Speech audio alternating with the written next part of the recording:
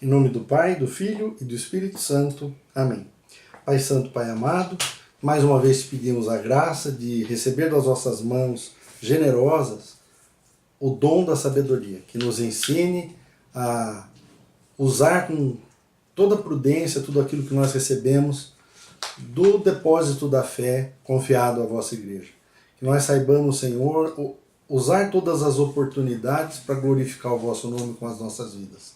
Que nós sejamos cientes, Senhor, dessa ocupação que nós devemos ter de render glória ao vosso nome em tudo aquilo que fazemos.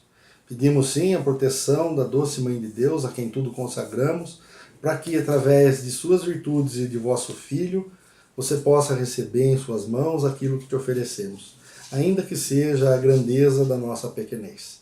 Que assim seja. Em nome do Pai, do Filho e do Espírito Santo. Amém. Muito bem, nós tratamos já do munus que nós recebemos, né? Munus, a palavra munus significa trabalho, ocupação, né? O munus profético, nós recebemos através de Cristo. Não só o profético, o munus sacerdotal, onde nós nos tornamos sacerdotes oferecendo a nossa própria vida a Deus, na hora da Eucaristia, na procissão das ofertas principalmente. Nós temos também o munus profético, né, de Cristo, nós participamos desse munus de Cristo, e temos então o munus, a nossa participação no munus régio de Cristo, porque o Senhor é rei. Ele foi constituído rei, por quê? Porque ele aceitou se fazer homem, e feito homem ele aceitou a obediência, obedeceu ao Pai em tudo, e até a morte de cruz.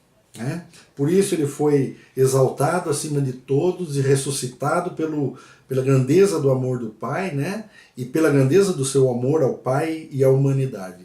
Então nós também participamos nesse trabalho, nessa função, nessa missão de Cristo como Rei. Né? E é aí que nós temos que entender a grandeza do que seja o reinado de Cristo na nossa vida. Não se trata de termos regalias por isso, mas sermos como Cristo e em Cristo, né? Podemos usar a graça que nos é concedida, porque no bem-amado todas as coisas o Pai pôs em Cristo e Cristo se deu a nós por completo. Então veja, no parágrafo 908 do Catecismo da Igreja Católica ele vai dizer: pela sua obediência até a morte, Cristo comunicou aos seus discípulos o dom da liberdade régia, para que vençam em si mesmos o reino do pecado através de sua abnegação e vida santa. Ou seja, nós não vamos ser rei para sermos reizinho, para mandar em nada e ter súditos que nos sirvam. Não, não é essa a finalidade. Mas essa dignidade de filho haja em nós, de forma que nós possamos vencer a nossa natureza pecaminosa, abandonando essa natureza e abraçando a vida de santidade que o Espírito Santo vai realizando no nosso coração. E aí, no comentário desse parágrafo, vai estar descrito o seguinte: aquele que submeteu o seu próprio corpo e governa a sua alma, sem deixar-se submergir pelas paixões, é o seu próprio Senhor. Pode ser chamado rei, porque é capaz de reger a sua própria pessoa. É livre e independente e não se deixa aprisionar por uma escravidão culposa. Algo aqui que precisa ser notado: quando nós trabalhamos com a graça que Deus nos concede em nós mesmos, agindo em nós essa graça, quando nós colaboramos com essa graça, vencendo a nossa humanidade carnal, vencendo os desejos da nossa carne, a nossa tendência a essa vivência carnal, perniciosa muitas vezes, e não negando a nossa natureza humana, porque não somos feitos anjos, mas precisamos sim alcançar, buscar e alcançar a vida de santidade. Mas ele vai dizer aqui que pode ser chamado rei porque é capaz de reger a sua própria pessoa. É livre e independente e não se deixa aprisionar por uma escravidão culposa. E o que precisa ser notado é que diante de cada situação nós temos que tomar uma decisão. Eu ajo pelo bem ou eu escolho o mais fácil, ou não ajo e ajo pelo mal? Porque nós podemos pecar por palavras, pensamentos, palavras, atos e omissões. Então veja, diante de qualquer situação eu tenho uma escolha a fazer. Né? Nesse momento, eu tenho uma escolha a fazer. Qual é a sua escolha? É ficar e fazer aquilo que Deus te concede da melhor forma possível, podendo Deus participar nisso? Ou é se dispor a uma divagação, a uma diversão ou a um entretenimento que não é cristão? Um exemplo simples, assistir novela, né? Você vai se deixar levar por isso ou você vai se vencer e se colocar numa postura de quem escolhe o que põe para dentro da sua casa, para dentro do seu coração? Então veja como é interessante, porque ele diz aqui, é livre e independente. A pessoa que é que precisa pecar, ela está escrava.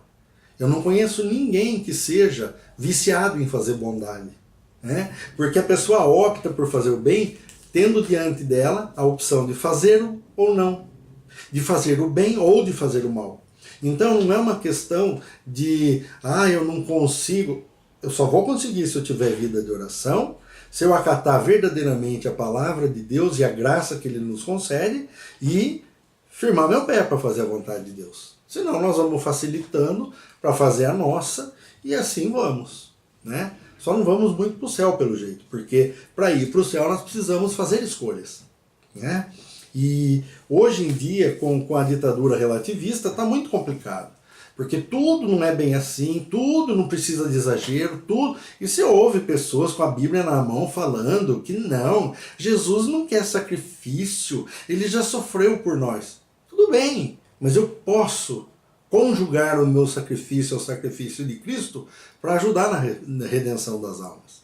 Eu devo, inclusive, né, por uma questão de fidelidade, juntar o meu sacrifício ao sacrifício de Cristo, que não tem dificuldade nenhuma de entender quando ele diz para o Pai, tudo está consumado, não precisa mais nada. Mas São Paulo não vai deixar de dizer, sofro com Cristo para ser ressuscitado com Ele. Né? E várias outras citações que existem, não só de São Paulo, dizendo isso. Né? Eu me associo à cruz de Cristo para com Ele reinar.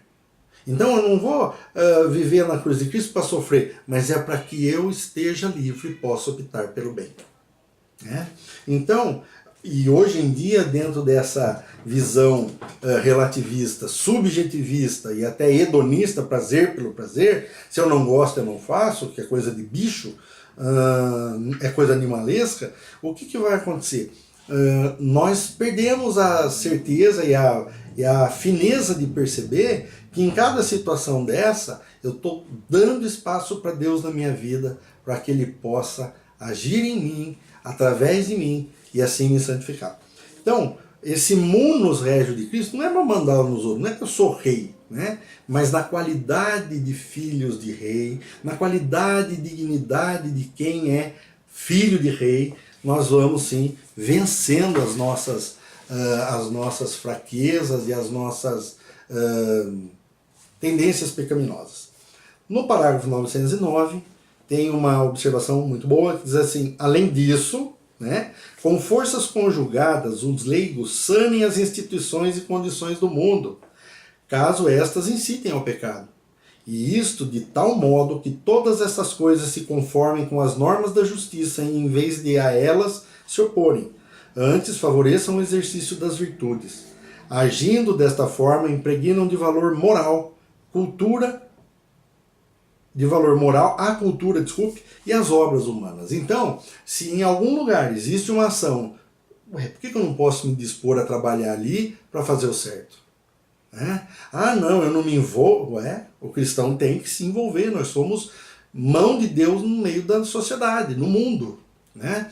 Quantos organismos, ONGs, até grupos religiosos que lá no meio tem alguém aprontando, fazendo. Se eu estou vendo que está errado, eu posso me dispor a fazer para fazer o certo. E não para condenar quem está fazendo errado, mas para que impere a justiça. Né? E quem age contra a justiça humana tem os meios por ser pagador do que deva. Né? E queira Deus que essa pessoa não esteja levando isso para o caixão na hora da morte e não poder se rever diante de Deus por falta de conversão. Mas o que acontece? Nós precisamos entender que nós precisamos impregnar essas realidades. né? Nós precisamos ter essa capacidade, essa percepção, a abertura de coração para entender isso. Os leigos podem também sentir-se chamados, ouvir ser chamados para colaborar com os próprios pastores no serviço da comunidade eclesial, para o crescimento e a vida da mesma, exercendo ministérios bem diversificados, segundo a graça e os carismas que o Senhor quiser depositar neles. Uma observação, já parágrafo 911, ele vai dizer, na igreja, os fiéis leigos podem cooperar de acordo com o direito para o exercício do poder de governo. Isto vale para a presença deles nos conselhos particulares, no sínodos diocesano, nos conselhos pastorais, no exercício insólido do encargo pastoral de uma paróquia, a colaboração dos conselhos e assuntos econômicos, a participação em tribunais eclesiásticos. Então veja, o leigo preparado pode participar de tudo isso, né? E deve se dispor a isso, Os fiéis devem distinguir acuradamente entre os direitos e deveres que lhes incumbem enquanto agregados à igreja e os que lhes competem enquanto membros da sociedade humana. Procurarão conciliar ambos harmonicamente entre si, lembrados de que em qualquer situação temporal devem conduzir-se pela consciência cristã, uma vez que nenhuma atividade humana, nem mesmo nas coisas temporais, pode ser subtraída ao domínio de Deus. Então nós devemos estar junto das coisas que precisam ser transformadas e levadas a Deus. O que não pode nós como católicos entrar numa porcaria mal feita e se deixar levar por aquilo que não deveria ser feito, né? A gente vai ter que se opor e muitas vezes na oposição nós vamos ser menos queridos, menos prezados, né? E, vamos fazer o quê? Nós vamos agir pela justiça. Então, se não tem jeito de agir de forma que eu chegue lá para poder fazer a diferença, eu devo sim, como cristão, me opor àquilo que está sendo feito de errado. Né? Mas se eu disser, eles me mandam embora. Não tem problema, pelo menos eu não tenho a participação em algo errado. Né? Isso é muito importante entender, porque muitas vezes a nossa opção cristã para onde começa o prejuízo. Né? Se eu for lesado por alguma coisa, se eu for perder minha boquinha, se eu for perder meu emprego, não, então eu não vou fazer. E não pode ser assim. Nós vivemos e aguardamos a vida eterna. Nós vivemos e aguardamos a promessa de Jesus de vida eterna junto dele. Então nós precisamos sim ser radicais nas nossas opções e sermos firmes naquilo que diz respeito aos trabalhos que a gente vem a desenvolver, sem nunca perder essa capacidade de entender que o meio cristão de se fazer as coisas é o mais rico e pode ensinar as pessoas. Né? E aí, para terminar, 913, assim todo leigo, em virtude dos próprios dons que lhe foram conferidos, é ao mesmo tempo testemunha e instrumento vivo da própria missão da igreja na medida do dom de Cristo.